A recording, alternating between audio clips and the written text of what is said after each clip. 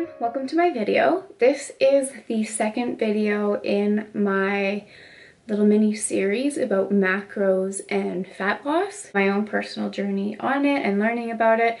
So in the first video, if you haven't watched it, it was covering how to calculate your BMR, your base metabolic rate, your daily calories, as well as a guide on how to find out how your macros fit into your calories so that you can set your goals. Like I said in the first video, sometimes macros aren't always perfect with the scientific methods, so you also have to do a little bit of trial and error just to see what works for your body the best.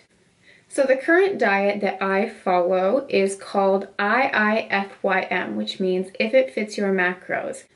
Basically, this is the perfect diet, I think, because you can eat whatever you want as long as it fits in your macros. This is a great plan for myself and lots of people because there's no actual meal plan involved. So I have seen many people hire coaches and the coach will say, eat this many ounces of chicken with rice at this time, eat this at this time, which is great, and you can also hit your goals that way, and if that works for you, that's perfect. But the macros also allow you to live your life. So if you know that you are going to have a barbecue on the weekend with your friends, you can fit your burger or whatever you want into your macros for that day so that you don't feel like you're missing out. Also, so you're not in the corner like eating plain chicken and rice and looking at everyone else's food being depressed. This is also great because you can still eat your favorite foods just in moderation and as long as it fits into your macros. I think that if it fits your macros is a long-term sort of diet where I think a lot of people, if they try to follow a meal plan, they might quit after a week or two just because they really crave something and they just feel like their food is bland and boring. I mean, there are some people that can make their food really delicious, but the macro diet, if you want pizza and if you fit that into your macros in one day, you can still eat that and then you feel like, you know, you kind of had a little cheat, but you didn't. And so I think that it's a longer term sort of lifestyle diet. I'm not suggesting that you eat pizza and pasta and junk food all the time. I would suggest, you know, eating healthy 80% of the time or 90% of the time. But I mean, everybody likes to cheat. Everybody likes to have their favorite foods. So this allows you to also do that while maintaining or achieving your goals. Only cons that I have found about the macro diet is obviously I can't go and eat a whole pizza anymore because that would probably put me over my macros for the day. A lot of times too, I found pizza to be the hardest, or poutine if you're from Canada. If I wanted to have one of those, it would take 90% of my macros for the day, and then I would be eating hardly anything for the rest of the day, so it doesn't really work. So there are certain foods that you can either have a little bit about or not at all because they just won't fit. Also, another con with the macros is, again, you have to be smart. If you want to be healthy and not just lose weight and hit your goals or whatever, you have to be smart and eat healthy foods. Just because you can eat pizza and pasta every day doesn't mean you should.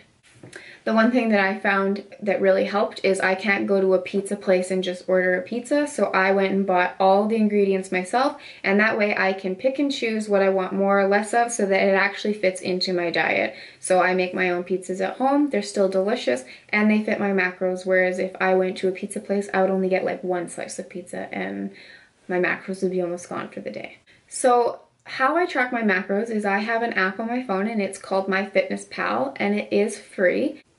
There is a free version and a paid version. So the free version I have only ever used. I don't really know what the paid version does. I do know that in the free version you can change your percentages of what you want. So you want 65% of carbs. You can do the percentages, but you can't actually change the grams unless you buy the full version, which I really wish that they would let you. This is the app. And so I just ignore the percentages and I just follow along. Down here you can see the grams, and that's what I follow from MyFitnessPal is really great because it goes day by day. You can plan a week in advance. You can go, you know, as you eat throughout the day until you hit whatever you want. I'm a planner. I like to plan ahead, but today I kind of got pushed away from it just because I had a photo shoot this morning, so I didn't get to eat what I wanted to this morning. So I'm kind of going with the flow today until I hit my macros. In here, you can actually take a picture of the barcode. There's like a barcode. Once you scan the barcode on a lot, like I mean a lot of food, it'll automatically come up with the macros for you. You can make your own recipes. You can save your own recipes. So if you make pizza the exact same way every time, you can put that in your recipe, and then you don't have to put all those ingredients in every single day. You can just go, I'm gonna make myself my pizza from my recipe, and there you have it. I plan my meals, like I said, like in advance, like a whole week, and that really works for me because I can also coordinate that with my grocery shopping. So when I pick something at the grocery store, I can fit it into my meal plan so that I know it's not going to go bad during the week, and also not have to go to the grocery store about 10 times because, oh, I forgot this ingredient, I forgot this. There's something called a high carb day, and I allow my coach to tell me when I'm allowed a high carb day. She usually gives me one once a week. But when I was first starting, she said, you have to wait until you see some sort of progress just so I can see if your macros are actually right. So if I was not losing any weight, if I was gaining weight, then she would probably say, no, you can't have a high carb day, and these are your new carbs for your goal, because obviously what I had you at wasn't working. So I do have a high carb day. The only bad thing that I have about this day is the only thing that gets high is your carbs. You don't get higher fat, you don't get higher protein. So all the good things you have to fit into your macros. But I mean, it's still a good day. I'm not complaining. So why have a high carb day? A high carb day is good because it gets you past those plateaus of fat loss. The basic idea of a high carb day is to restore the glycogen levels and spike your insulin. And insulin inhibits muscle breakdown. This will allow your body to have a spike in the insulin, and then the very next day you're going back to your regular macros. My only tip is don't have a high carb day on your second day of if it fits your macros. You have to do it for a little bit and then do it. Like you're not gonna plateau on day 2. Basically, high carb days promote muscle growth, and low carb days encourage fat loss, or they minimize fat gain. One of the biggest things that I can say as advice is drink water. I used to not drink hardly any water. You must drink water. Water will make you feel more full. Sometimes you might mistake thirst for hunger and go and eat something, and there you go. Your macros are gone. Drink water. It allows the body to remove the toxins, and it also helps regulate your body and possibly even your bathroom breaks, which would increase your fat loss, or, you know, might make you look smaller. If you're bloated and holding everything in, drink water and you should be good. If you have a hard time drinking just plain water, if you add BCAAs to your water, they taste delicious and they work with macros. Personal love of if it fits your macros is that it works for vegetarians and vegans, and you don't have to really make any changes. I am a vegetarian. I'm trying to be a vegan, but I cheat quite a bit. So this really works for my lifestyle. I don't have to ask somebody to specifically make me a vegetarian or a vegan meal plan. I can just do what I know I want to eat and then put it in, and it works. So make sure that you are eating the proper amount of protein in a day, because protein will make you feel more full. Why? If it fits your macros. I like it because there's no set plans and it's pretty easy to follow, and you can still enjoy life and your favorite foods. I decided to do this during the summer, which is actually really difficult to do, but I've killed it because it's pretty easy, it's pretty self-explanatory. I don't really feel like I'm missing out all that much. Also think that if it fits your macros teaches you about food. I never looked at nutritional labels before. even if I did, I would be like, oh, 50 grams of carbs, cool. Like, I wouldn't really understand it. So now I kind of understand, you know, I have a goal and 50 grams of carbs might be too high for my goal for just this one thing. To check labels, and it also gave me a better understanding of what our food is made out of. So carbs are in everything, and that is insane to me. Carbs are like everywhere.